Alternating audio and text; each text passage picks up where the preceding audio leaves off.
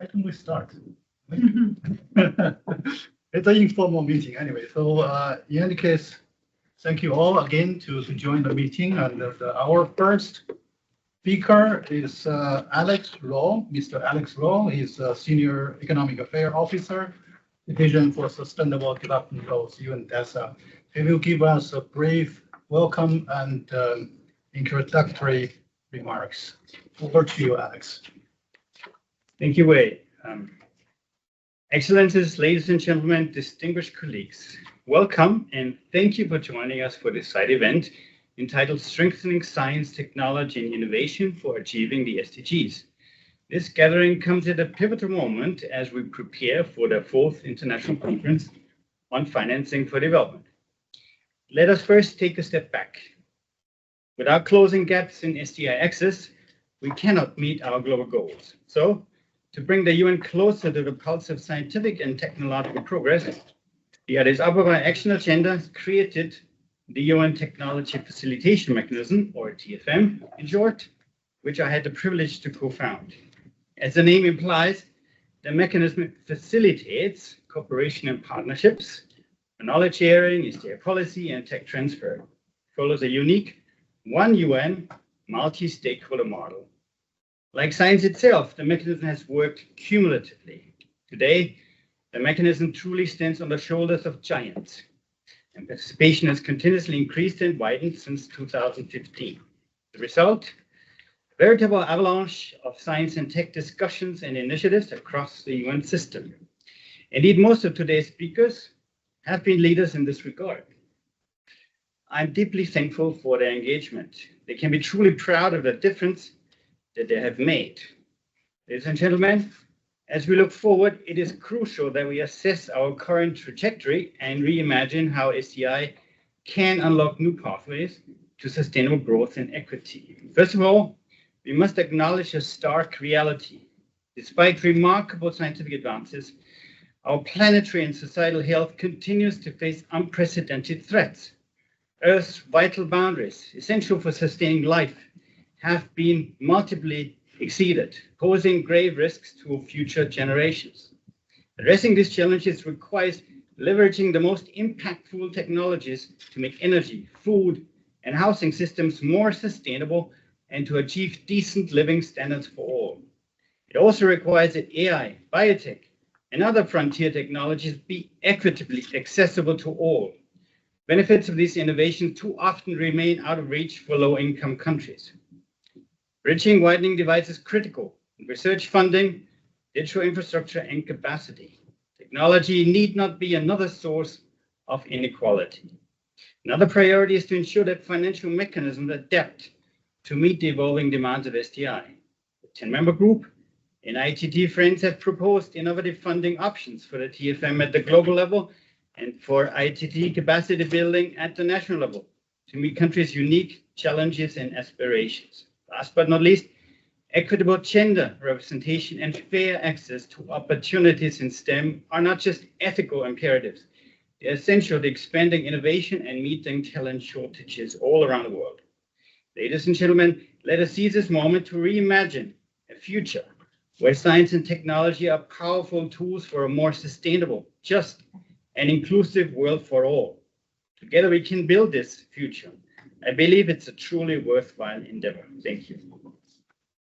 Thank you very, very much, Alex, for giving very powerful opening and welcome remarks, and also refresh our knowledge about the Global Technology Facilitation Mechanism, which was created during FFP3, and this is the moment of lead up to FFP4.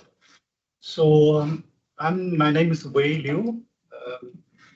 It will be my great honor to facilitate and moderate today's session. I have actually counted how many speakers for today's meeting, and actually the number is 17. So partly it's my fault.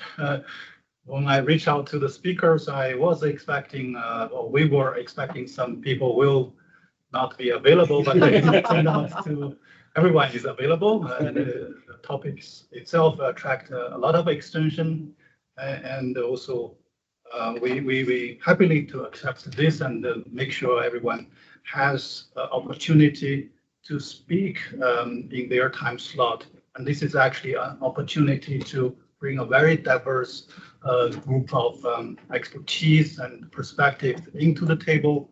And hopefully we also can bring this into as a concrete and substantive input to the FFD4 process. So without further ado, I think one of the key objective for us is to provide input to the FFD4 conference in the lead up to the conference itself next June and July. We also have a number of other objectives for the event. For example, we really need to make sure science, technology, innovation formally on the FFD4 agenda and strengthen the STI policy and in line with the global goals. And that policy, we call it the strategic actions and all STI roadmaps. Actually, this morning I had the honor to attend the ITU's event. Alex is going to talk about that later. One of the speakers in this event is talk about precondition for the investment is to look at the national roadmaps on the digital transformation. So this is actually very much linking to what we are doing on strengthening STI policy in order to channeling the investment. Another objective is to, I think a lot of people around this table also from the virtual room are having a financial background. They will share with us the financial funding, innovative funding models in the context of the STI. So without further ado, it's my great honor to invite the first speaker in our list, Professor Juita Gupta. Professor Juita is the UN Secretary General's 10-member group's co-chair, and she's very much engaged into the entire process, supporting technology facilitation mechanism, the STI forum, and all IITT related activities. I understand, Juita, you have a few slides. Correct. So maybe you can unmute yourself. I haven't, we haven't received your slide. I understand you may want to share your slides from your end. Over to you. I hope you can see my slides. Yes, good afternoon, Excellencies. On behalf of the 10-member group, that you can see standing in this picture, we have tried to submit certain general and specific recommendations as an input to the conference next year. I'm not going to discuss the general ones. I'll just briefly cover the specific ones. One of our specific advice is that we should try to look at safe and just thresholds, targets, or boundaries to the use of various resources from local to global level, and to see how can we transform our system so that we live in the safe and just space. And this is based on a recent paper which came out with the Lancet Planetary Health Earth Commission report.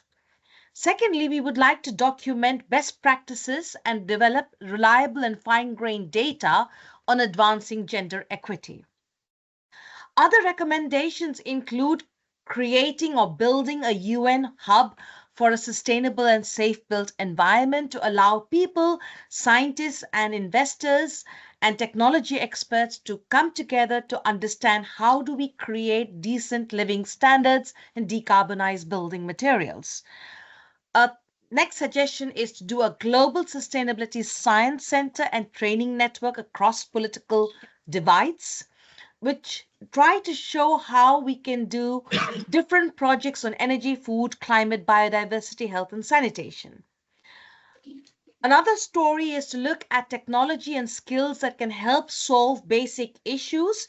For example, through prioritizing investing in the first 1,000 days of a child's life.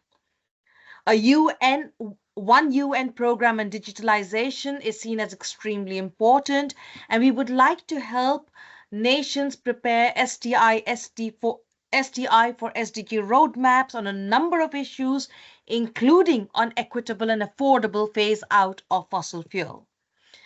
We would also like to create cooperation on funding R&D for SDGs, which could build on existing government research funding, but to try to enable some collaboration and to focus on boosting spending on the SDGs. In fact, a success story is that the adoption of the SDGs has led to a lot of research on SDGs, and we have data on that. A global sustainability science center and training network across the geopolitical divides, as mentioned earlier, would be very important and would need funding in order to be able to ensure that people can work. A global network of banks and of banks of ideas, funds for innovation, would also be important. Given the fact that there is so much fossil fuel left, almost 80% of the remaining fossil fuel is in the global south. So we do need to phase out or phase down fossil fuel. And at the same time, we want to remove carbon dioxide from the atmosphere. So how can we create a fund that will enable an equitable fossil fuel phase out? And how do we boost global public investment in global public goods? To conclude in my last slide, we would like to think about how do we create a next generation Web 3.0 distributed system, create worldwide capacity for generative AI to preempt a digital divide, create further the One UN program on digitalization and sustainability, and look at convergence of AI and biotech. And here I would like to say that AI does use an enormous amount of energy, water, and minerals.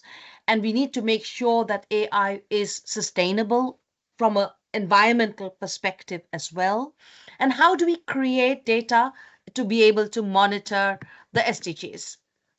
And I would like to conclude by saying that the 10-member group is extremely happy to help with the preparations and the content of this conference and any other conferences that the UN seeks to organize next year.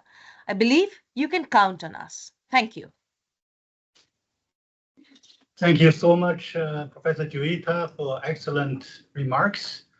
You provide the perspective from your group. The 10-member group is a very prestigious group appointed by UN Secretary General.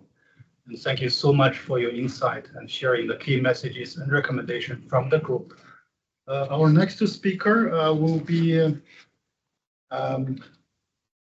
Ms. Lisa Kerbil,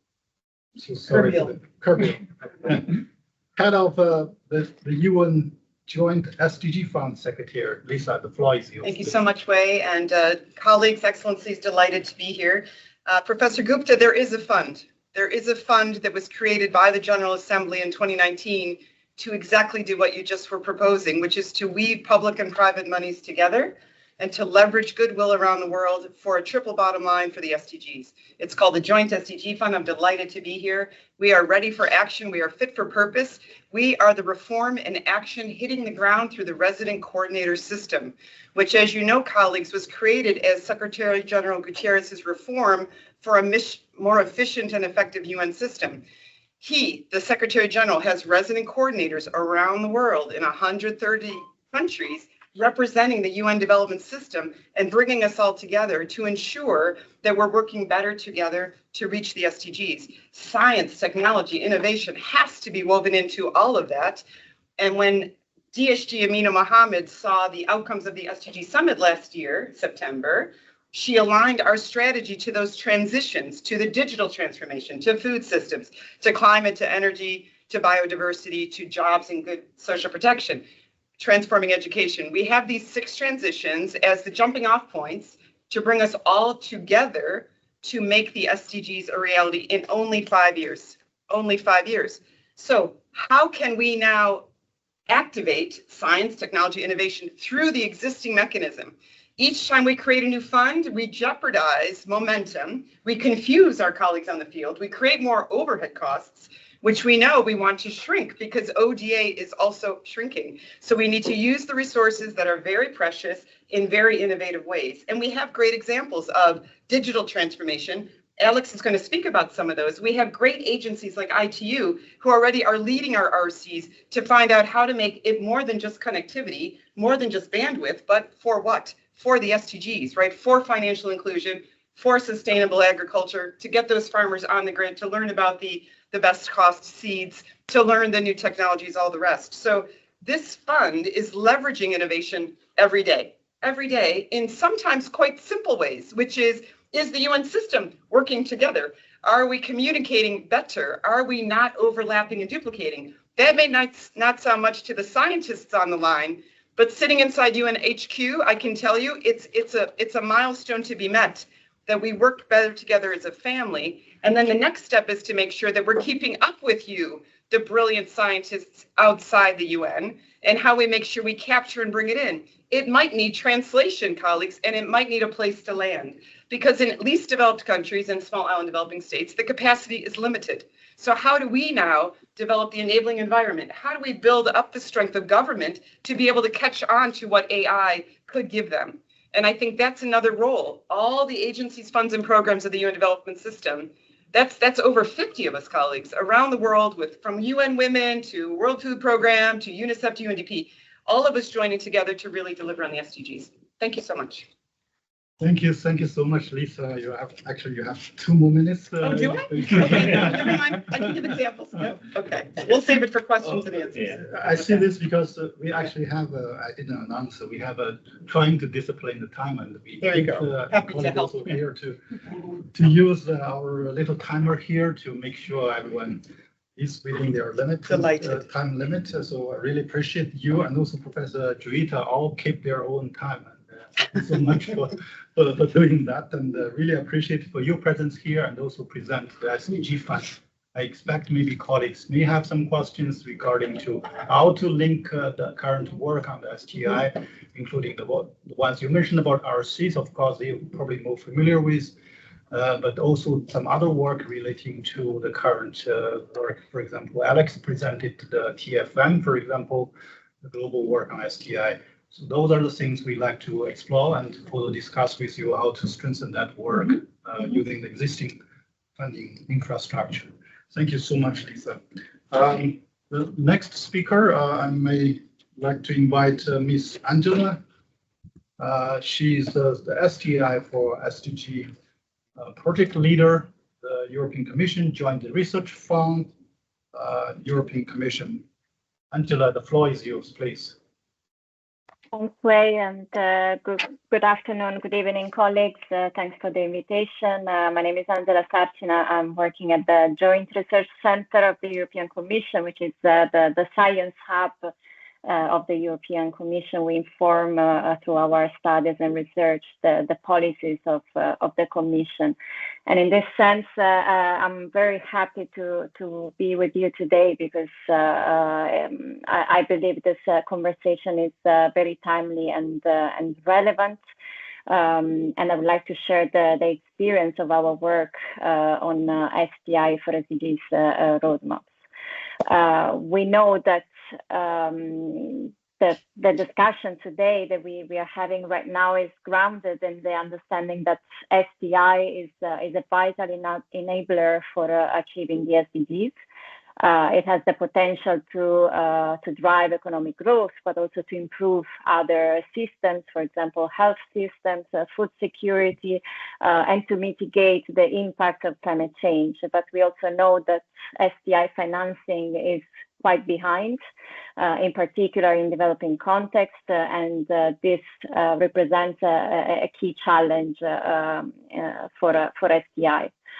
In this context, the Joint Research Center has been working since 2018 very closely with the UN Interagency Task Team in the context of the technology facilitation mechanism. And this partnership has resulted in a number of milestones and key activities, including the preparation of the guidebook for the preparation of STI for SDGs roadmap, and also the global pilot program for the development of roadmaps. At the moment, we are now moving forward with our work in the context of the interagency task team, and we are developing a new updated guidebook, which will build on the previous experiences and efforts, and to which we invite all of you to contribute and engage with your expertise. This collaboration with the interagency task team also paved the way for a JRC project on STI for SDGs roadmap, so which focused specifically on Africa. It was launched in 2022 and actually just ended with the definition of roadmaps in 5 African countries, in particular in the Gambia, Mauritius, Namibia, Rwanda, and Seychelles. This project focuses on aligning this country's STI capacities with place-specific sustainability goals using a challenge-led approach. The project used a participative and data-driven approach, methodology, and this has been essential to make sure that the results and the roadmaps themselves were evidence-based and owned by the local stakeholders. Of course, to do this, we did an extensive stakeholder consultations. We used surveys and evidence-based analysis together with local experts and local policymakers. The findings have highlighted common challenges across the countries that were involved. And we know that if these challenges are addressed, it's possible to amplify the impact of the STI for SDGs roadmaps across Africa as well. These findings were presented last week in a 3-day workshop that we organized in Pretoria as a closing of the project. And the event saw the participation of representatives from all the country teams, so all the policymakers from the countries that took part in the project, including the Minister of the Gambia, and also other representatives from other countries that were in the past involved in the preparation of roadmaps, for example, Ethiopia and Ghana, but also South Africa and Tunisia. The workshop included a dedicated session on STI financing, and among the points that were discussed in this session, I would like to mention a few findings and key messages. First, no need to mention that Africa's STI investments are underfunded, with a significant gap between the current spending and the recommended 1% of GDP. This gap needs to be addressed to ensure that the continent can harness the potential of STI to achieve sustainable development. And although another finding is that although the policy Sorry? 1 minute. You want Yes, to wrap up? I'm about to close, yes. Another finding is about the policy documents that while they widely recognize the societal challenges and the SDGs, they don't align in the sense that the STI policies often lack sectoral specificity. This is also present in terms of policy coherence because we see that across governance levels there is a lack of coherence among the different stakeholders. We also observed the limitations in policy implementation with many promising initiatives that struggle to move forward due to funding gaps and scalability issues. And finally, there is an issue with data availability, and there is an untapped opportunity to integrate data from donor-funded projects to enrich monitoring and evaluation efforts. So in light of these findings, let me close by highlighting 3 points.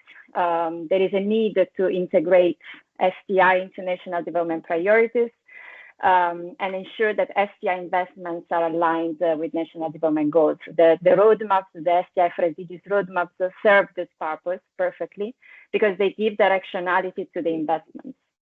A second point is that we need to put in place a new mechanism to bridge the financial gap in research and development, included mechanism and innovative financing tools like blended finance, but also mission-oriented approaches or challenge-led approaches. This mechanism can help to mobilize additional funding for STI investments. And finally, a last point is that we need to strengthen multi-sectoral collaboration, which is crucial to attract investments.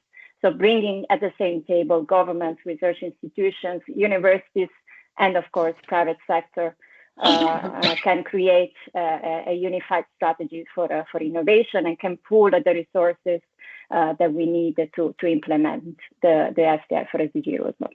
Thanks. Thank you so much, Angela, for your presentation. And it's really a great privilege and honor to work with you and also colleague from UNESCO on co-leading on this STI roadmap work. As you said, it is really like a multi-stakeholder approach and it's inclusive. I believe we want to use this opportunity to engage colleagues around the table into this process, and STI roadmap will be a tool to not only communicate with policy makers, but also to assessing the funding gaps. I think this is quite important to target it.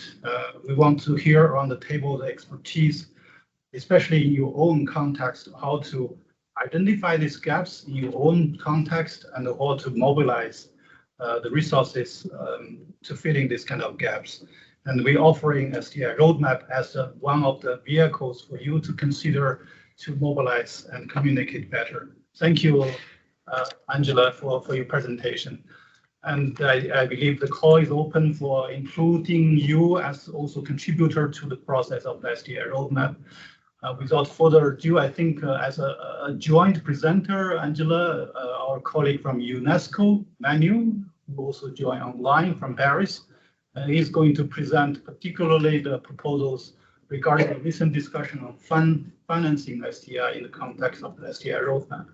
Manu, the floor is over to you.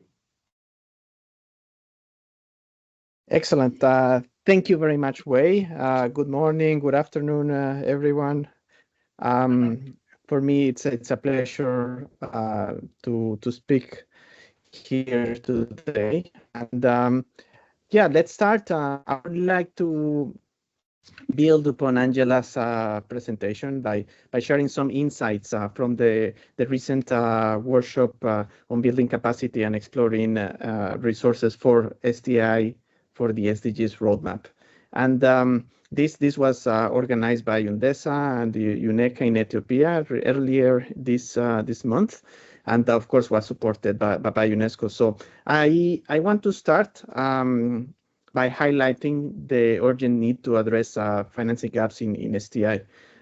Yes, despite this STI, the STI role in achieving the sustainable developments, the sustainable development goals, we face a serious investment gap in STI. I think that current funding approaches lack the directionality, as Angela was mentioned, and these really affect the potential that we can have in addressing the sustainability challenges and leave developing nations and underserved communities at risk. So during this workshop, we identified several promising areas of action to try to bridge this gap, and I would like to share a few of these ideas. First, we discussed about how to create or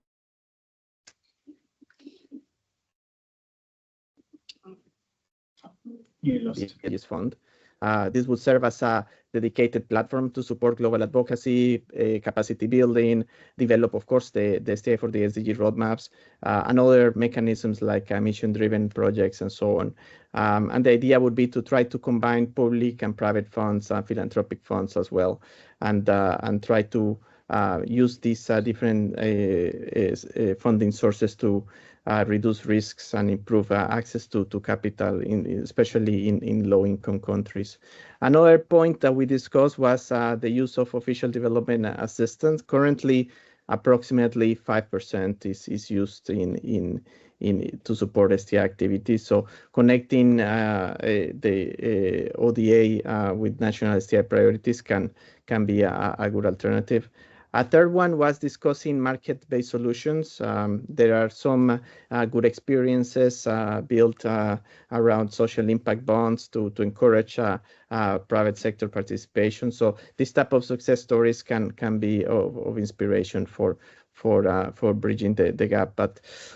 But apart from that, I would like to highlight that the international funding alone is really not enough. We also need strong national commitments and effective action. Countries really must develop comprehensive STI investment plans. These need to align with their development goals. And this includes, of course, making explicit efforts to integrate science, technology, innovation across key sectors such as healthcare, agriculture, education, and so on. And we were discussing this, and we discussed a few success elements for these plans to succeed, of course. So one of these elements is to really have a clear and strategic prioritization. Another one is to enhance our data infrastructures so we can really enable the evidence-based decision making. We need to also engage effectively with the different stakeholders. We need to, something that is very important is that we need to transform these funds into impact and into results. And to do that, we really need well-designed and implemented policy instruments. And finally, to support all of this, we really need a strong institutional capacity. Without any of these elements, even the most substantial investments may fail to produce any results. And this can, of course, undermine the potential that science, technology, innovation has. So based on these discussions that we have during this workshop, we have a few strategic recommendations for leveraging STI for sustainable development. So first, try to expand international funding mechanisms, introducing innovative financing models, blended finance, market-linked instruments. We need to attract different diverse funding sources to STI projects. As we mentioned, align national investment strategies with the development priorities, ensuring that STI is there. Another recommendation is to strengthen capacity for policy implementation. We need to invest in data infrastructure to enhance evidence-based decision-making, enhance institutional capacity, develop all the skills that governments and implementing agencies require for effective implementation. Of course, we also need to encourage public and private partnerships. Wrap up. Yes, thank you. Leveraging partnerships, public-private sector, and of course, finally promote policy coherence and harmonizing all the different national STI policies with other national policies, but also with international frameworks. So just to conclude and looking ahead, all these ideas that we present today will be incorporated in the new guidebook that we mentioned, and that I joined Angela's invitation for you to participate. I strongly encourage you to send us inputs and to engage in this process. So with this, I close, and thank you very much for your attention. And we're open to any comments. Thank you. Thank you so much, Manuel, for your presentation, and also thank you so much for UNESCO's support to the work. Indeed, we need to bring more economists into this work closer to the science community. And as you said, we need to really have a good way forward, including guidelines and also engaging countries to develop strategies on mobilizing STI resources to achieving the SDGs. The one reason you mentioned about needing the public and private, particularly private resources is simply because the gap is huge. What I heard this morning from ITU's event, only in the digital connectivity funding gap is estimated $1.6 trillion US. So there's no way the public money can do the all the financing part. So it's need to have bringing the private resources into it and to be more innovative in this way. So we like to engage colleagues to come up with innovative proposals and solutions, particularly linking to the work on STI, SDG work. And we really need to make sure those funding can be supporting the work on the ground. Thank you so much, Manuel, for your presentation. Okay, so that's basically conclude our the panelist round speaking. We are going to move to we can call it an interactive discussion, but essentially a group of expertise who provide a comment and also maybe raise the questions and also sharing some your perspective in your context in this discussion. And we will have a number of lead discussants in this round of discussion. The first lead discussant is Mr. Alex Wang. He's a senior advisor, strategic engagement and initiative, Executive's Office, International Telecommunication Union.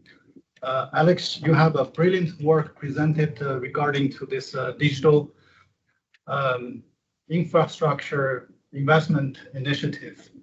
And we're really looking forward to hear more from you regarding to that perspective and also sharing the concrete examples on how to mobilizing the resources and what we see STI for SDG agenda is very broad. We would like to really see some of the key drivers like the ones you are currently leading on this. Digital connectivity, financing could be one driver to potentially helping STI financing. Another driver could be climate financing as well. So putting it into a very specific context will really help us to see how can we do it concretely to narrowing the financing gap for STI. Thank you. Over to you, Alex. Thank you, Wei. And I think I first have to follow up because Lisa teed me up for the Joint SDG Fund because the ITU co-leads with UNDP, the Secretariat for the Digital Transformation Window. But the idea of a mechanism to pool funding from donors and feed it through the resident coordinator system to accelerate a particular focus, I presume, could apply to science and technology. The window we were involved with was digital transformation, which does include by default some of these innovations. So I would just throw in the support that we've completed the first round, which was 12 initial high impact track countries at 37.8 million. So that's a good start and an example. Okay, switch to part two. Yeah, I'm going to focus specifically on digital infrastructure, which is really a subcomponent, or it's an enabling component for STI in general. And the statistic that, of course, most of you know that we use at the ITU is that there's still 2.6 billion people not connected. So they can't even take part of some of these STI innovations. AI was mentioned if they're not even connected to the internet. So the initiative that Wei mentioned, and we presented this in our side event this morning, is bringing together a bunch of our development and finance institution partners, as well as governments, private sector, to unpack this issue of how do we address this gap that exists in the infrastructure side of digital connectivity. So we know that meaningful connectivity also includes the demand side, it's the skills, the content, but just focusing on infrastructure alone. And the work that we've been doing has concluded that there is roughly a $1.6 trillion USD gap in digital infrastructure. It's a big number, so I think we leave it at that because it just means that we need to have these public-private collaboration models. We did some work that sounds very similar to the STI work of then identifying what prevents more investments in countries on digital infrastructure. They're probably very similar to a bit of lacking a national strategy, but also things like in digital connectivity, it's about the lack of core infrastructure that's already there. It's about the lack of an interesting demand profile for companies that to want to get involved. And of course, the execution and country risks that lay at heart. And the last part of the study that we have done, what we're calling the phase one, was to start identifying with all the different stakeholders, what are some examples of innovative financing mechanisms and instruments, which I think comes to the heart of what the FFD is trying to achieve. And we have a list of examples. on three broad categories is to look at how can we more innovatively find the source of funds to do this and how can we operate and use those funds. The second big bucket was how to become with more innovative financing mechanisms and vehicles, such as things like debt swaps, things like that, connectivity. And finally, what are some of the enablers that can help de-risk the perception of the project risk? So that's the conclusion of, in a very brief moment, I'm going to pass over to Lauren, I think, because she's going to give an example of when we say a source of funds and an innovative operating model. We had discussed with USAID some of these ideas, and then they went ahead and announced this next step of publishing an expression of interest for this. So, Wei, over to Lauren. For her to continue, or do you want to introduce Lauren? Absolutely. Maybe just briefly, thank you so much, Alex, for your introduction. And you actually haven't used your 3 minutes yet. 3:20. Thank you for respecting the time limit. Yeah, of course, maybe colleagues will come back to you for your questions, regarding to your presentation. Actually, as Alex introduced, the next speaker will be Ms. Lauren. She's a digital inclusive advisor from USAID. Lauren, the floor is yours. Great, thank you so much, and thanks for the opportunity.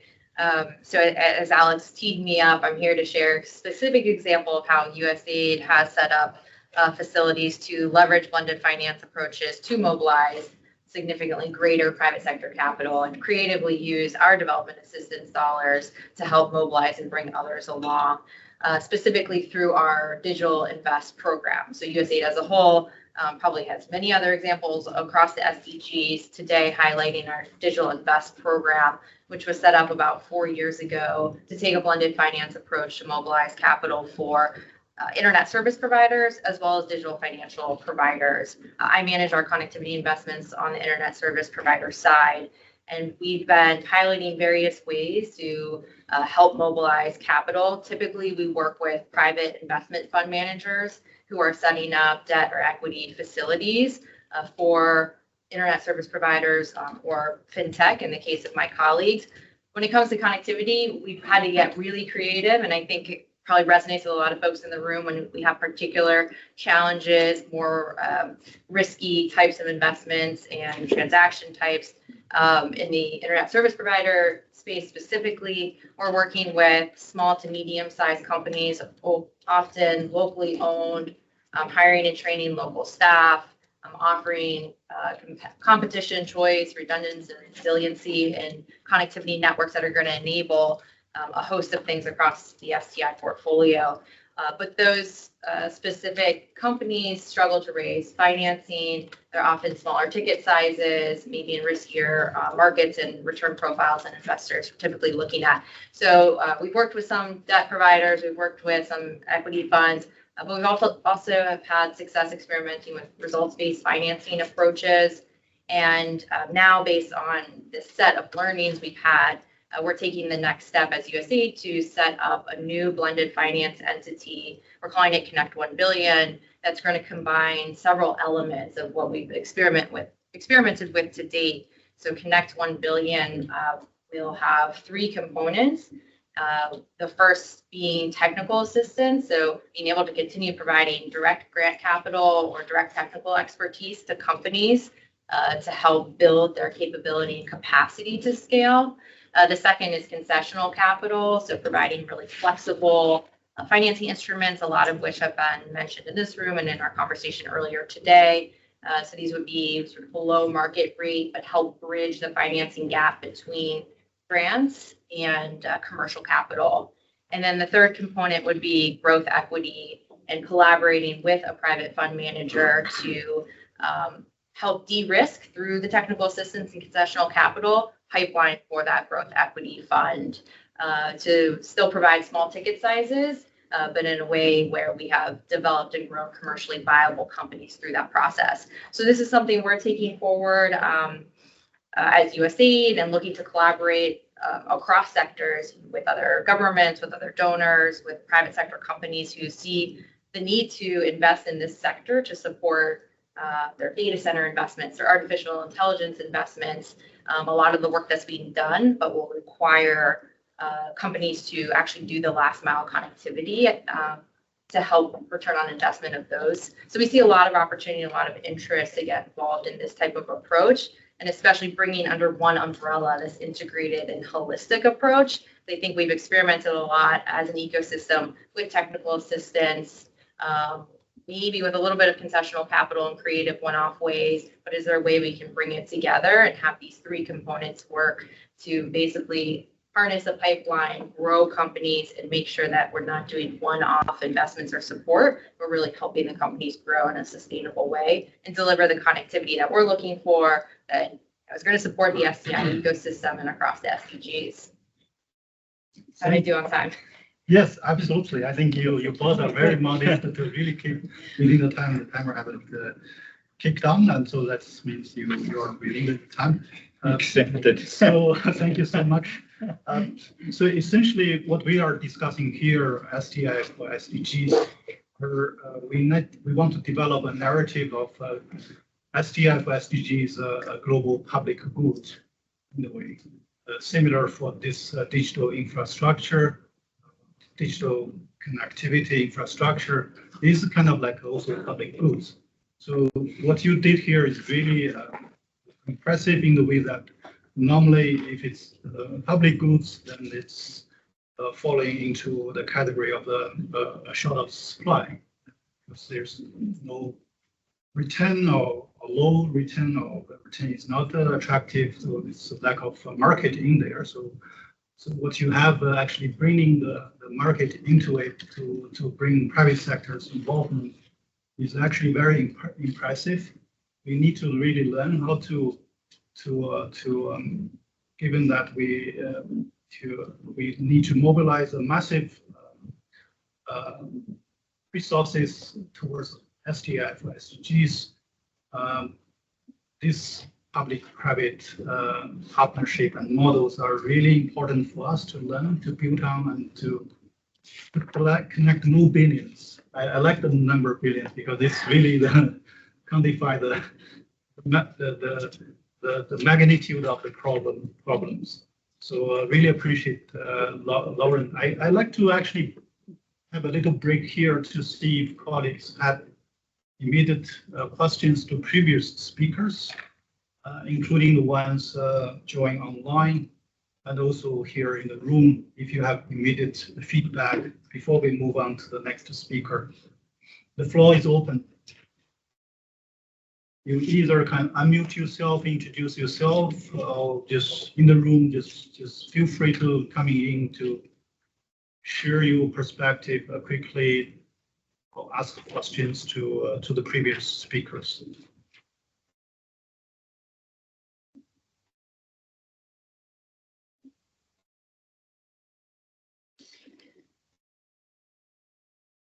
I haven't seen any. I could start. At least, Lisa.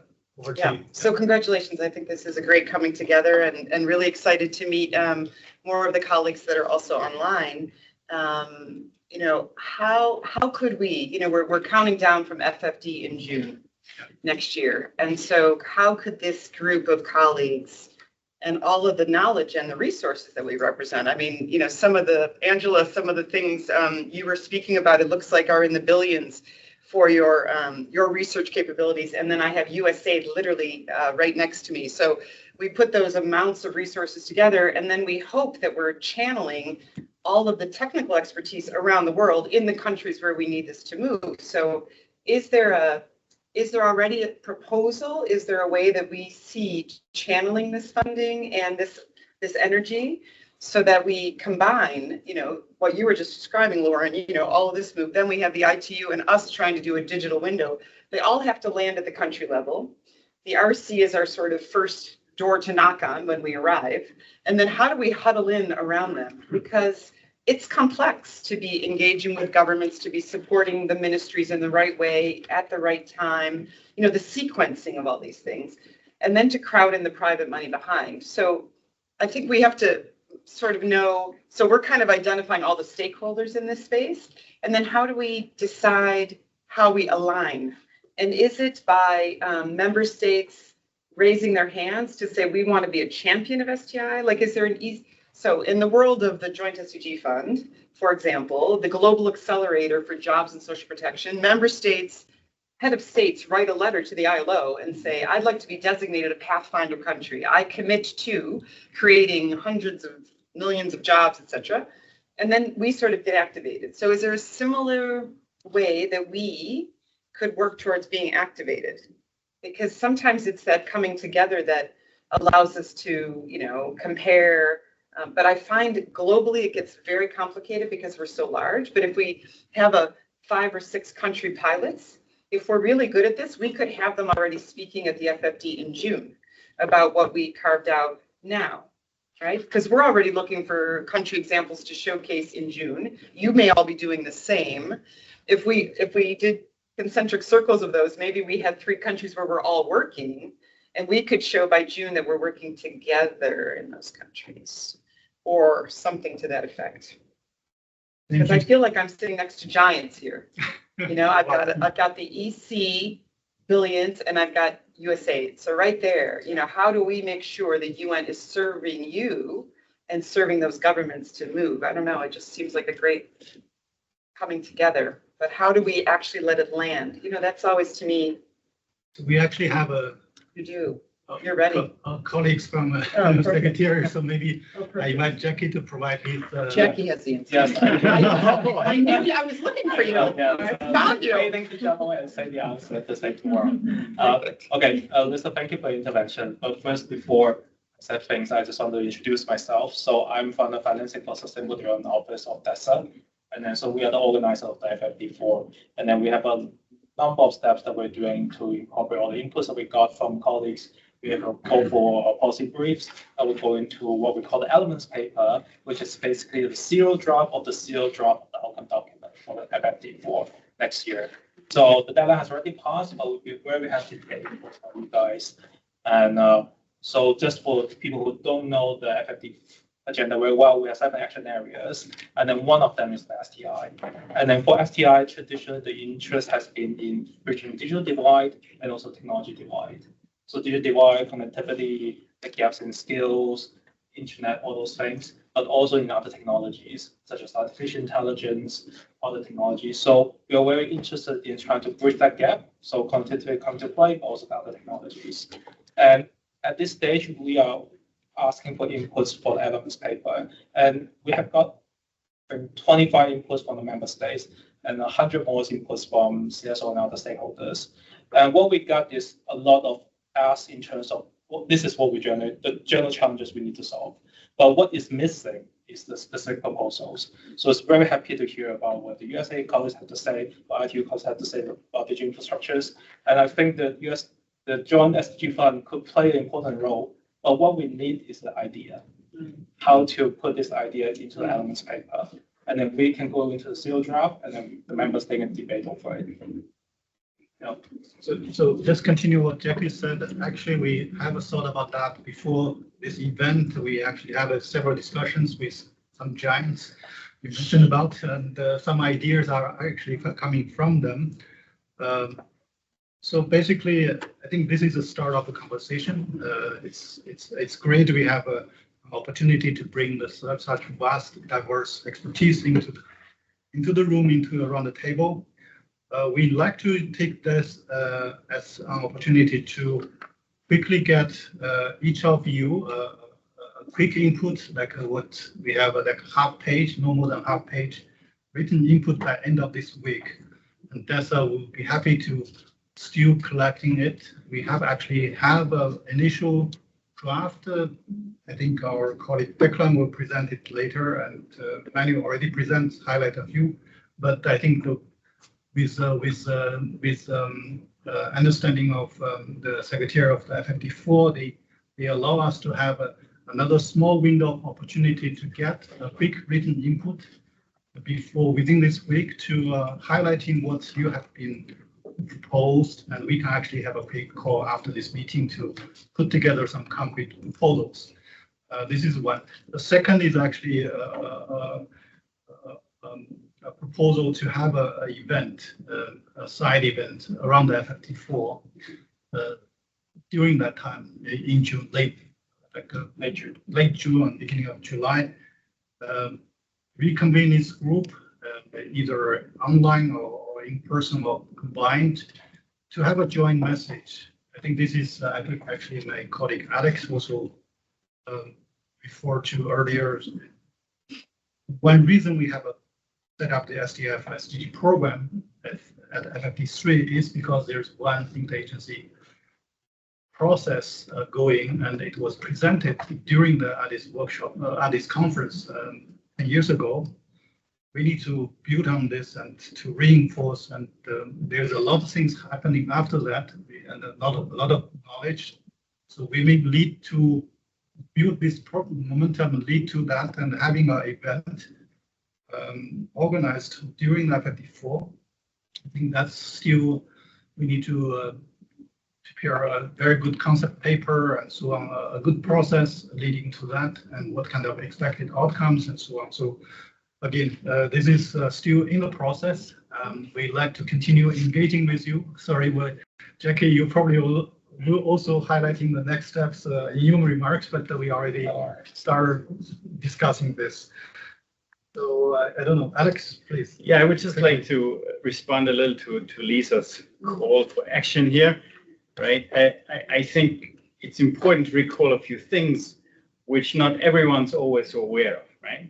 So I said in the welcoming remarks, the TFM, the Technology Facilitation Framework, is a one UN multi-stakeholder model, and it's really open. I mean, it's something that's very, very different from anything else I've seen in my quarter century with the UN.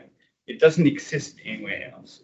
But because of that nature, it's very difficult to channel funds, projects, initiatives, however good the ideas are, because all the existing funds, all the existing arrangement are geared to other criteria. It's like one promoter in the UN system, and we have, I have to really say, I'm not sure it comes out from my welcoming remarks. I followed this since the very beginning, from the idea to today. And it's so great to see all these people engaged in the UN system. I mean, it's really, where else you have 48 UN entities and actually the substantive staff being engaged. Most of the other things are coordinations, through liaisons and, where the institutional positions are presented. This year, you have actually working level. You have the staff who work all around the world. So over 100 people are active in these various groups to make a difference. They want to make a difference and they actually have the expertise. They will be very happy to provide very impactful suggestions to you. But, is the current setup geared for this kind of submissions? At the time the TFM was created, this UN resident coordinator system in a new form didn't exist. So, things have moved on and they've changed. So for us, a conversation, it would be really important to know, can what exists be tweaked, to serve their purpose, to actually unleash this thing. And you've seen some speakers, they're not in the UN system. We have lots of partners. Through the forum, we have several thousand people actively engaged and went out and do their things. It's even hard to monitor what actually happened, right? But these people have good ideas. So we have to move on. Sorry to end this really nice conversation. I really enjoyed.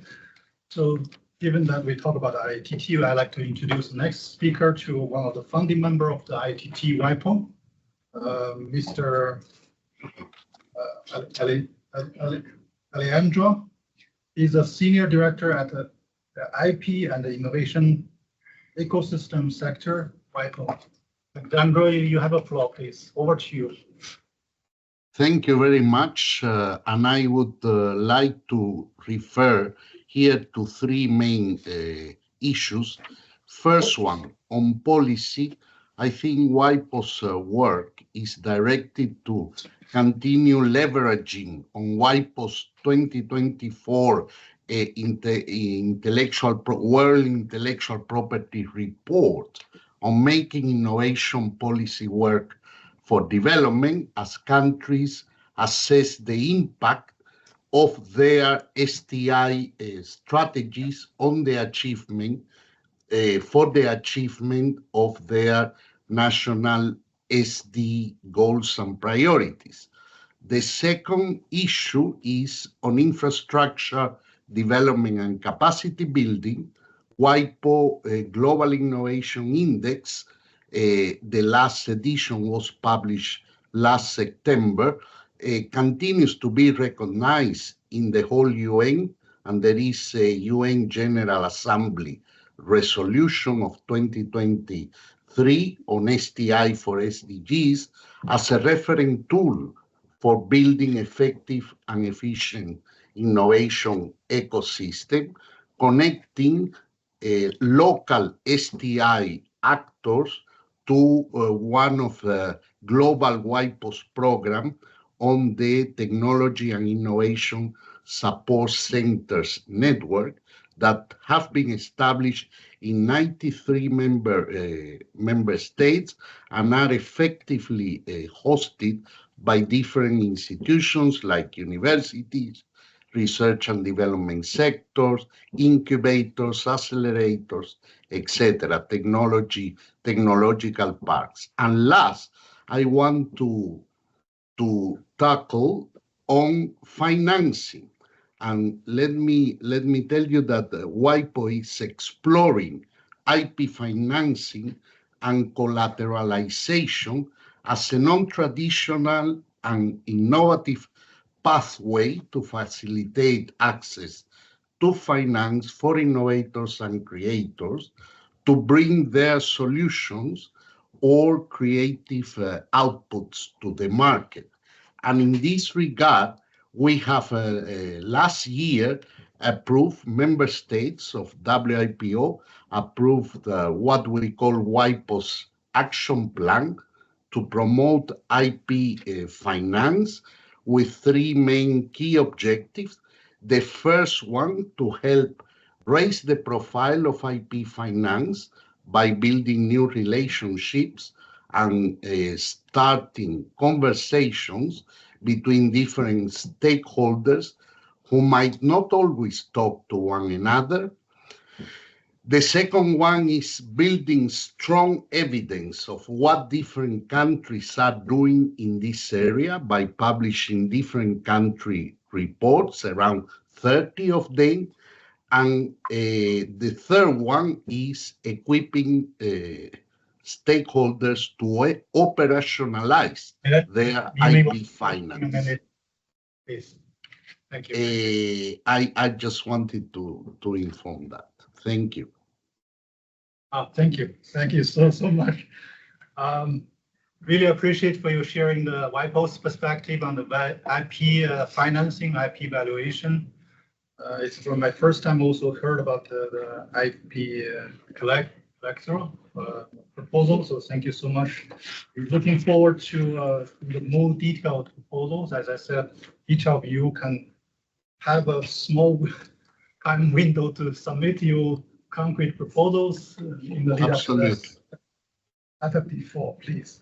Thank you. Absolutely. Absolutely. Thank you. We'd like to work with you on that.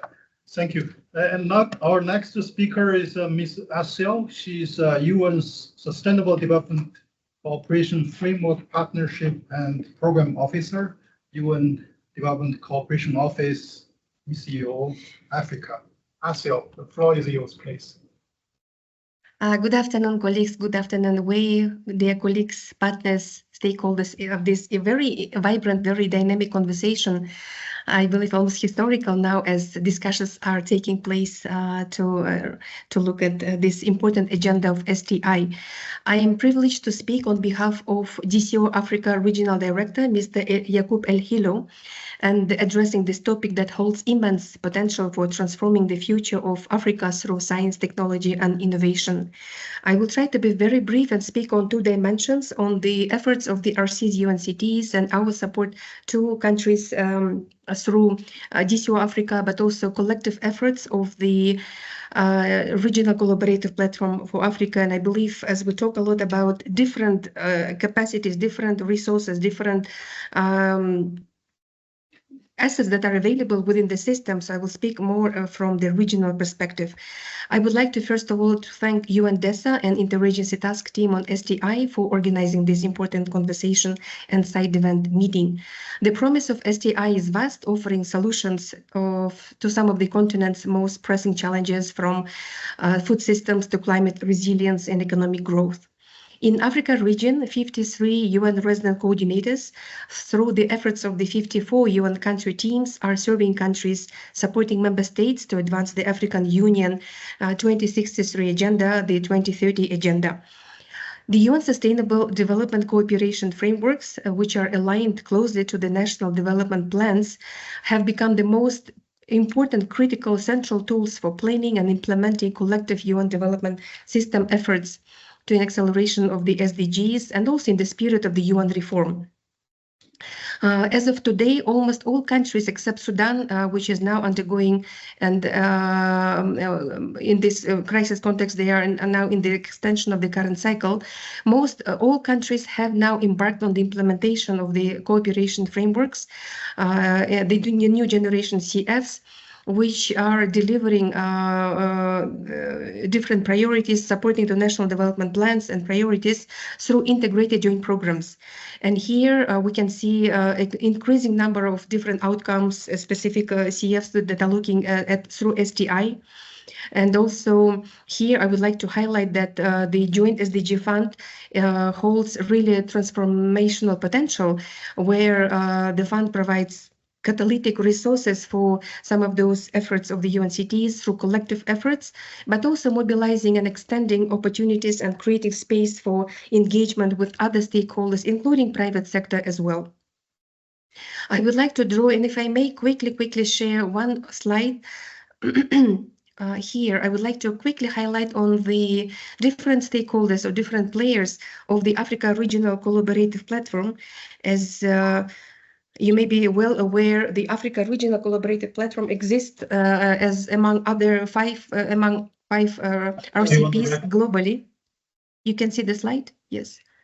You can see that. And indeed, yeah, and this platform exists as a critical platform, bringing regional assets in support of the RC's UNCTs. It is chaired by Deputy Secretary General Amina Mohammed. For Africa, it is co-chaired by UNECA Executive Secretary Claver Gatete, and also Huna, the UNDP ASG Regional Director for Africa. On this slide, you can see clearly the whole composition of kind of the whole platform that is put in place. It has been reformed. Some OABCs have been brought together, and for Africa, this was the approach that RCP adopted, looking at through opportunity kind of approach, and therefore we call them opportunity issue-based coalitions and task forces. You can see here the different ones, including the one OABC3, which is looking at some of the elements that I believe this platform is looking at of STI, which includes innovation, digitalization, youth, transforming education, and we have quite a rich members group of almost all of these OABCs. And like was mentioned by Lisa and colleagues, we have also ITU, UNESCO, UNFP, others who are working. And if you look at efforts that are undertaken by all these entities, in most of them you will see innovation, digitalization, science, technology elements, where of course resources are brought through the regional level to support countries, member states, but also UN country team efforts. The last slide was more about members. You can see this really diverse group of representation of different entities in these groups. I will just stop sharing from here, not to take too much time. Also, if I may, okay. Yeah. Should I complete? Thank you. Maybe we can share your slides after the Sure. workshop. Okay. Yeah. Thank you. Maybe Thank last you. few points, if I may, just to say that the funding compact, which was released by the Secretary General and approved by, endorsed by ECOSOC, outlines a plan for member states and the UN SDG to ensure predictable, flexible funding for UN development efforts. And this is where also Africa has brought a lot of input into this exercise. And through some of these pilot countries' qualitative assessments on the funding compact, we've been receiving different also feedbacks from donors, for example, where donors talked talked about that there is a critical need for improved mechanisms and strategies within the UN system also to handle flexible funding more effectively. I believe as the whole STI financing agenda is discussed, there are many opportunities through joint SDG funds, through country level pooled fund opportunities to see and engage donors, member states, development partners, of course, through the leadership of the national governments in financing the priorities being discussed here. So I want to thank you, Wei. Thank you, colleagues. Thank you, Asio. For sure, we will share your slides and also your input with our colleagues. Thank you for sharing the regional perspective from Africa. Thank you. We need to move on to the next speaker. It's my great honor to invite Dr. Mario. He's a senior economist, Committee for Scientific and Technological Policy, Science and Policy Technology Policy Division, OECD. Mario, the floor is yours, please.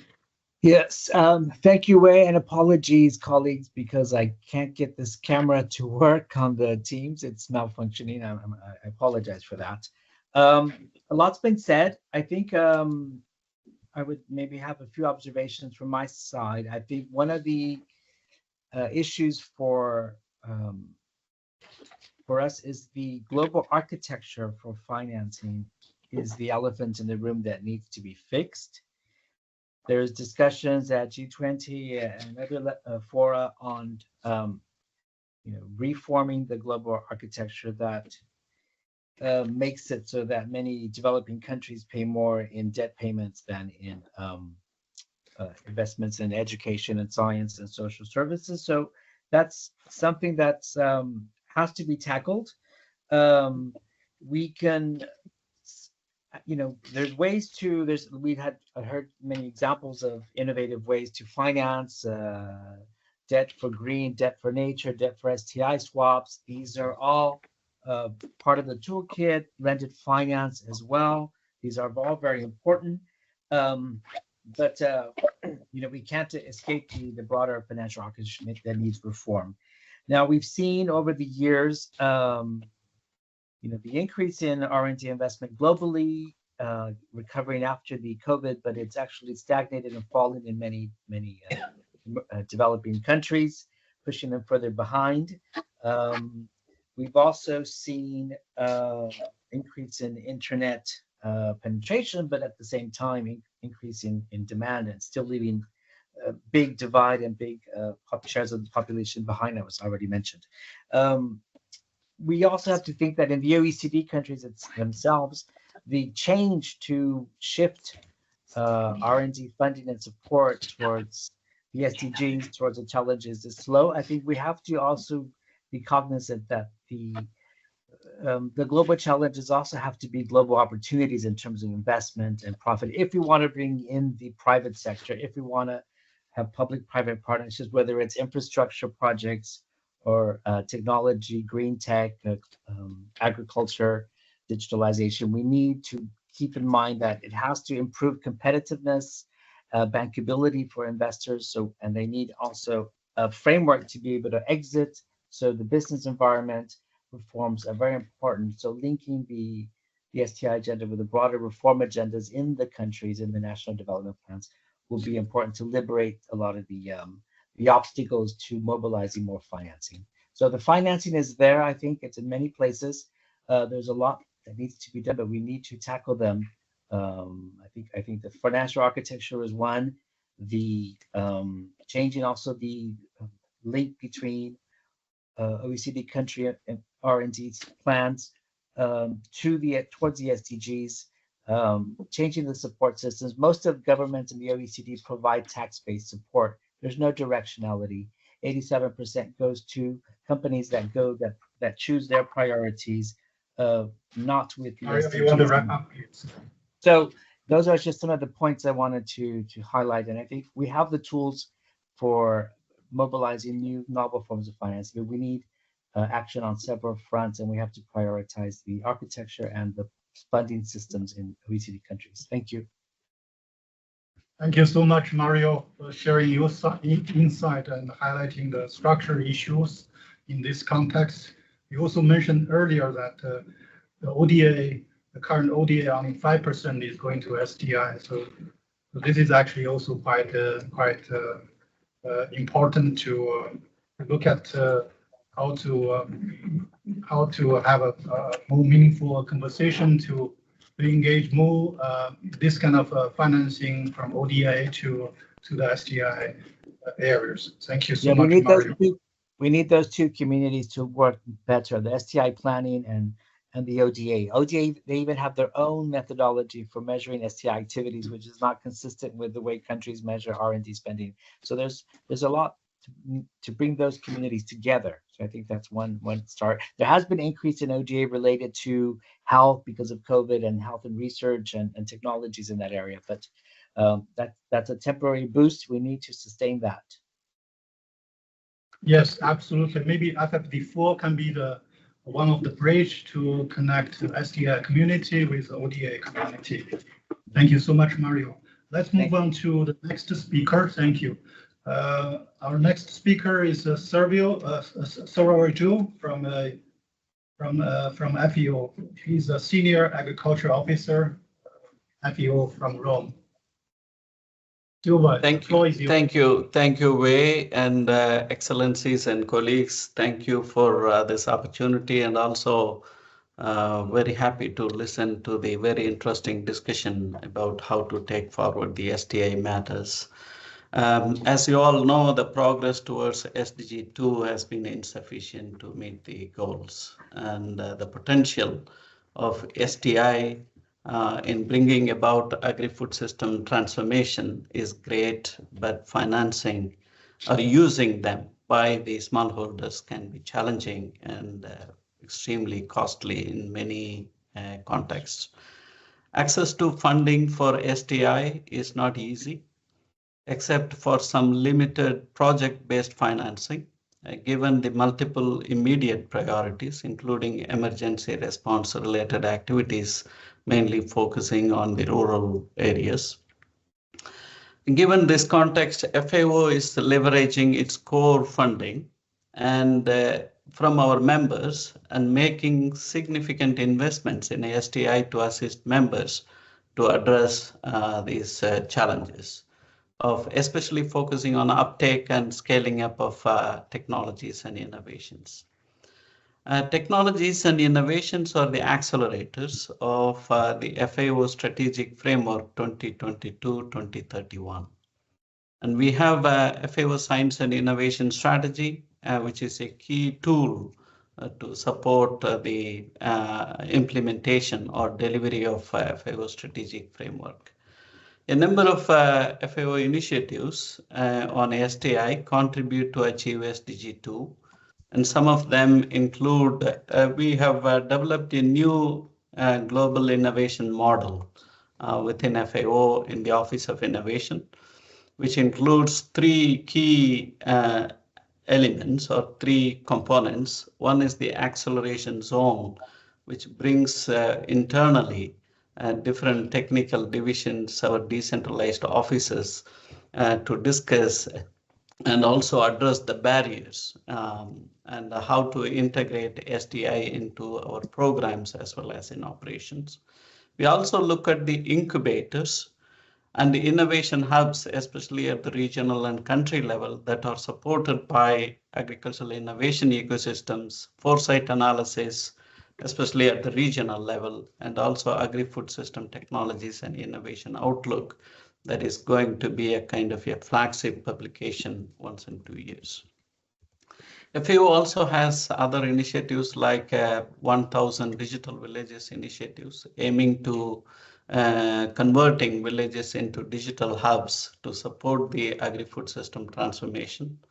And we have a hand-in-hand initiative. It is really a flagship initiative that has a geospatial platform, provides digital public good, that provides advanced information on natural resources, food security, and others.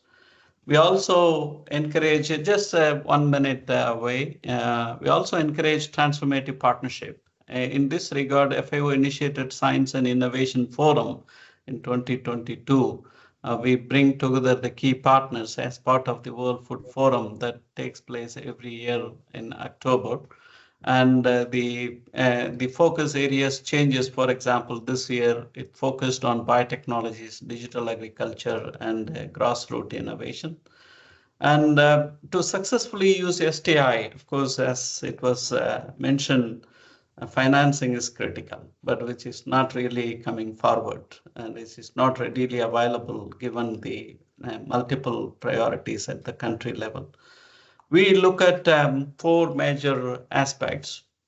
One is reverting the decline in the fall of public investments in agriculture research. And this is extremely low. For every $100 of agriculture GDP, only about 35 cents is used for agriculture research and development, especially in low and middle income countries. And the second part is tapping into innovative funding and financing opportunities. It was already mentioned by many of you. We also look at how to leverage some of the other development funding as well as the emergency response related funding to integrate and make use to promote STI matters at the country level. We also look at expanding South-South and triangular cooperation with some specific support from some selected member countries. We also look at promoting participatory approaches for co-creation of innovation and technologies.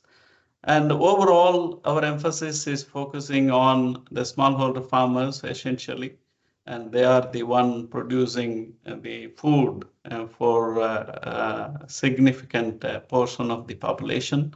And also they are highly vulnerable to multiple challenges and also risks, including climate change, etc. Thank you. Thank you, Wei. Thank you so much. We're looking forward to you to give more substantive input along the way, written input as we discussed. Next speaker is Mr. Jan Kellett. He's the head of Insurance and Risk Finance Facility, UNDP. Jan, the floor is yours. Hello, Wei. Can I just check that you can actually hear me? Yes, we can hear you well. And we can also great. see you. Thank you so much. A pleasure to see you as well. And thank you so much for the invite. Friends, excellencies, colleagues. So my name is Jan Kellett and I lead UNDP's work on insurance and risk financing. So first thing for me to consider right here was how will I actually approach this? So as I definitely am an interloper or an imposter, perhaps we could say, compared to the great minds working on STI that I've heard so far today. And after all, my job essentially is, leading UNDP's global practice in insurance, if you like, is to build financial resilience and put risk transfer into the heart of development with governments, yes, and certainly with the insurance industry, with which we have big partnership. And we can imagine a role and a connection between the two. It's what we call the virtuous circle of insurance. The more insurance you have, you strip away risk and uncertainty. This incentivizes innovation and investment, which demands more insurance. So a clear connection between the two. And of course, in a world of rising risk, hazard and shock, where insurance is actually retreating for geographies, it's pretty important for us to look at this. We're seeing investment under pressure, all investment. I imagine this also can be connected to the STI world, but it's a bit of a stretch. So I'm actually going to change things up, if you don't mind, Wei. And rather than saying more finance for STI, I'm going to reverse the flow a little bit. So a bit of 4 principles before I go into it. First of all, we know that ODA is not going up. I don't see it's a solution for STI either. So harnessing the financial power and weight of the private sector has to be a part of this.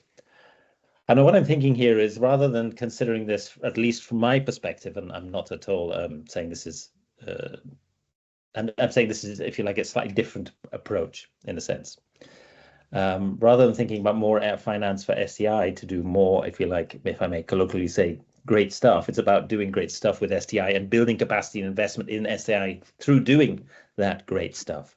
And secondly, because true innovation is really driven by the private sector, that's my firm belief. This is really where the insurance industry is absolutely critical, certainly critical for our work. And finally, because for the insurance industry, without science, technology, and innovation, the industry will die. Certainly in the world of rising risk, it will absolutely die. So I want to just pick out 3 examples from the work that we're actually doing, where we can actually see ways in which practical utilization of STI through country programming can actually drive investments in STI. That is the premise by which I start here. So our first and largest, our largest program, which is called the Tripartite Agreement, is working with 19 of the world's largest insurers, building at scale sort of $50 million risk financing projects, working with the heavyweights of the insurance industry like Swiss Re, Hanover Re, AXA, SCOR, Willis Towers Watson, Guy Carpenter, etc. You will recognize those names, I'm sure. And it's, this is with $5 billion of risk capital on the table from industry. STI is actually the core of this work. It starts with risk modeling and analysis, and it moves on to the creation of financial solutions, for example, triggers. If it's parametric insurance, index insurance triggered by events, absolute direct links to investments in early warning. Then you have investments in things like payout management and using technology to get money into the hands of people fastest, and how to plan and deliver reconstruction faster and better. Just point one. Point two, actual investments in STI through investing in market development, insurance market development, and country capacity for financial risk management, which is something that we spend a lot of time in UNDP. You could say it's the bread and butter side, because that's where the governance aspect comes in. Three examples here I want to bring to the table. So we are working with Milliman, which is the world's largest provider of actuarial services, to build actuarial capacity in 20 countries. That's actually a substantial pro bono commitment from Milliman. As you're probably aware, you cannot actually construct insurance products unless you can understand risk. And what actuaries do, and increasingly actuaries with data, who are also data scientists, they price risk. And absolutely, technology is absolutely core to that work. That's point one. We have a partnership with Generali, one of the world's largest insurers in Southeast Asia, using their understanding of business risk and harnessing latest technology to create accessible loss prevention framework for business, small business in particular, so they actually reduce their risk and finance their risk more appropriately. And third example here, we have a new partnership, came on board with Jupiter Intelligence yesterday, harnessing their ability to understand and articulate risk down to the meter level globally, country by country, community by country, and transferring that into analysis, decision-making tools, and the ability to understand and utilize data for countries, from the preparation through, preparation for disaster through to investment and everything in between, integrated into UNDP's program. And then thirdly, innovation. So we have a worldwide innovation fund, which essentially is an insurtech, putting money into entrepreneurs and actually using that to finance, if you like, science and technology innovations within the insurtech business. Again, noting that it is absolutely critical and part of it. AI, of course, as you and I discussed, AI is going to be the future of this as well, because how AI can actually make things much more efficient and effective. And largely the multilateral system when it comes to insurance certainly is definitely outside of all of this conversation completely. We are yet to integrate it. So just as my summary, 4 points, please. So for us, none of this happens without science, technology, and innovation. Let's reverse the narrative where we can and should, and support programs of work that actually harness science and technology in the daily work with governments at the country level. And I do believe that through this, we'll significantly boost the utilization of some of these amazing advancements that humanity has created, such as I've heard today. And that's it from me. Thank you so much. Thank you, Jan, for bringing insurance perspective into this discussion. I understand my colleague from UNCTAD need to go to another meeting. And sorry for jumping the order. I need to give the floor to Mr. Juan Jose. He's the chief of UNEP New York office. UNCTAD, sorry. UNCTAD New York office. Yeah. Thank you, Wei, and thanks to you and Alex for organizing the meeting. I think we are here both with kind of two hats as one of the main institutional stakeholders of the FFD process and as co-convener of the Interagency Task Team on the STI Forum. And we have heard a number of issues of practices, ideas, proposals. What we are looking at in this context is that, from our perspective, we see a world of stagnating growth. So we have decreasing FDI, maybe with a little bit of growth this year. We have growth of trade that is lagging behind GDP growth. And perhaps the only lever then that we have is science and technology to generate structural transformation. Even the traditional level of the demographic dividend is not something that we can count on with the exception of maybe some African countries. So then the issue becomes technological change is uneven. So that means also that transformation is also uneven.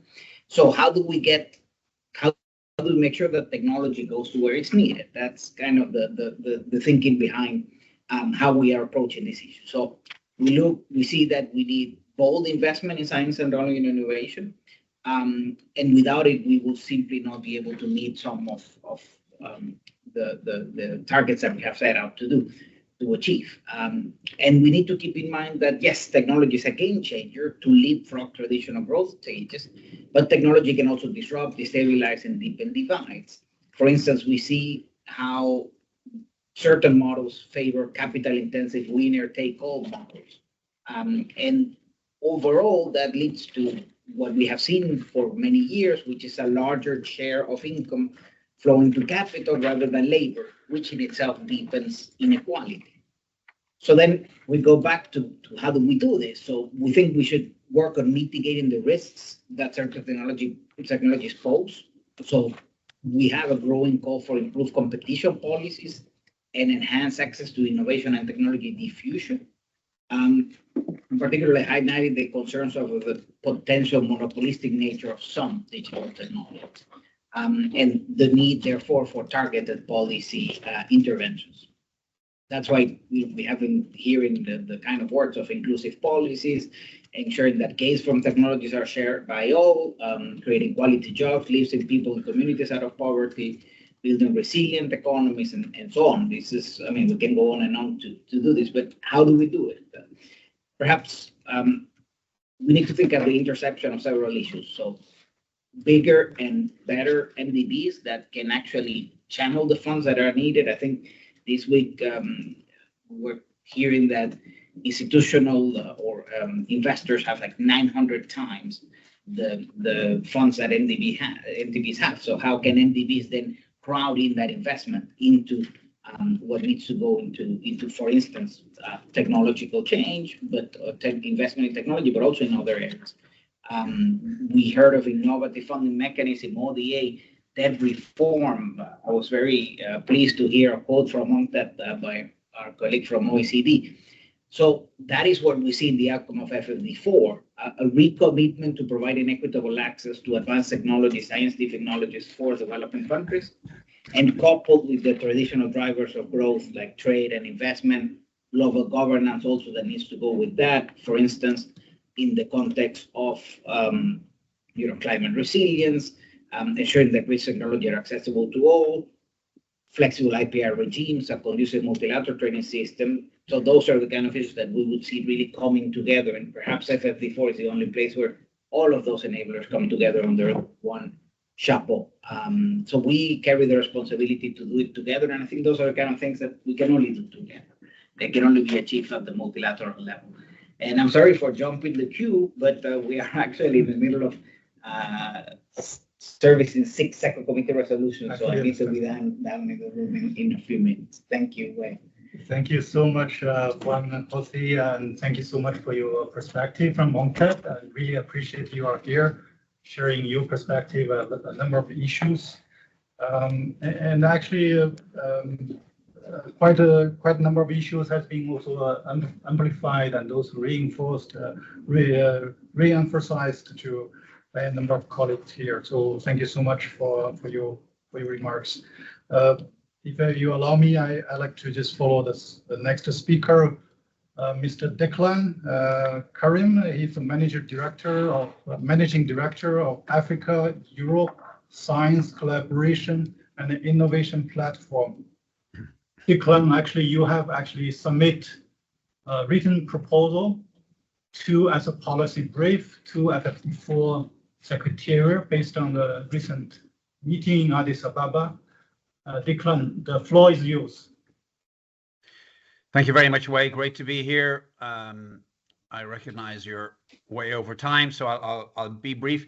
Yes, we made a submission, and we're grateful for the opportunity to do so. following the Addis Ababa meeting, and as Manuel has presented earlier on, that focused on the STI guidebook for the STI roadmaps, and I, with Wei and Manuel, am shepherding the chapter on financing the process. I think with that in mind, we really have to aim to foster a deeper understanding of how countries, particularly those facing systemic inequalities, can navigate the complexities of international funding and policy design in pursuit of STI-driven progress towards the SDGs. This encourages participants to think critically about the structures and supports necessary for long-term inclusive and impactful STI implementation at the national level. Ensuring that no one is left behind in this process is not just a matter of funding and policy, but of equity and justice for all stakeholders in the global drive towards sustainable development. And I suppose that's just a statement of principle, and really in the limited time available, what I would like to really focus on and highlight is the need for the enabling policy and a regulatory environment to allow science to happen. As Manuel said, it's not only about the money. Of course, it is about the money. But then if you look at all the other things that have to happen together in order for science to do what science can do, then you really come back to the point of policy. And what I and the Africa Europe platform will be doing, certainly in the run-up to FFD4, in the run-up to the European Union adoption of its next framework programme for research, but also the development agenda, the NDICI initiative, the Neighbourhood Development and Cooperation Instrument, is to really ask for and create a stronger support mechanism at policy level. At policy level, I repeat, and this is I consider policy support globally for the SDGs to be juvenile. It has a long way to go. I think there's enormous opportunities for creating that enabling environment, and I just like to put that really at the center. I think also the point that came through also in our discussions has been I suppose in terms of the science system, the over reliance on KPIs as criteria for success and funding, and a move towards social impacts as the criteria. And I think, but our system broadly, the science system really doesn't allow that. And I think what we're going to see in the run-up to FFD4 is the enormous scope for science to contribute to broadly the development agenda, and I'd be very optimistic for opportunities to create change there. Wei, I'll stop there. I see everybody looking at their monitors and clocks, so I don't want to keep you all, but looking forward to continuing this very, very really critical dialogue. Thank you, Wei. Thank you so much, Declan, for highlighting the policy element and the ecosystem matters. Actually, this morning we heard the case study from Brazil in the TU's event, which basically highlighting this Connect School program. One of the key things to mobilize their resources is to changing their legislation. So it's actually a proof, your argument on this, the SDI policies, the importance of the policy in the financing discussion. Thank you, Declan, for your contribution and the presence here. Apologize for the short time to give to you and other colleagues. Now I'd like to move on to the next speaker. Actually, we have a colleague from UNCTAD speaking already, but we really also want to hear the expert, the really technical expert from the Geneva headquarters, Mr. Angel. He's the head of Technology Innovation Knowledge Development Branch, Division for Technology and Logistics, UNCTAD. Angel, the floor is yours, please. Over to you. Thank you very much, Wei, and good afternoon, good evening to everyone.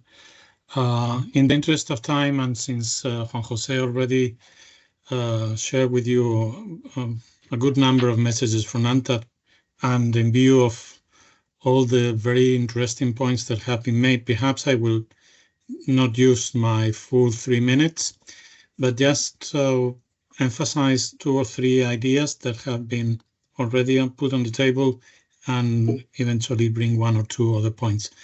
One idea that I would like to emphasize very much is that we agree that it is not realistic to expect that official development aid will become a major driver of the kind of change that we need in terms of technology innovation. But at the same time, it is not acceptable that for the last 20 years, the share of STI in global official development assistance has never been above 1.5%, and actually has been hovering most of the time around 1%. And that shows a fundamental disconnect between a discourse according to which, and a reality according to which, technology and innovation are the major forces behind the transformations that the world is going through, and the little importance that this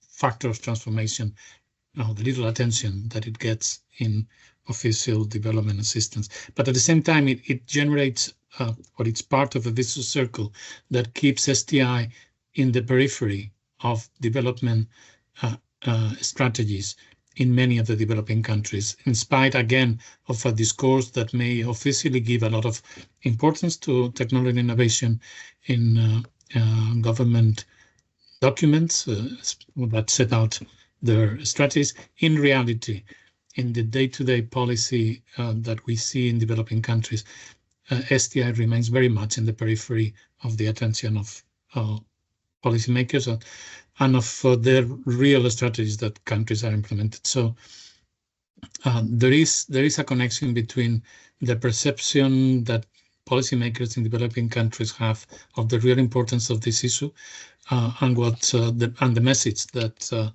the international development community is sending in terms of how funding for STI is allocated.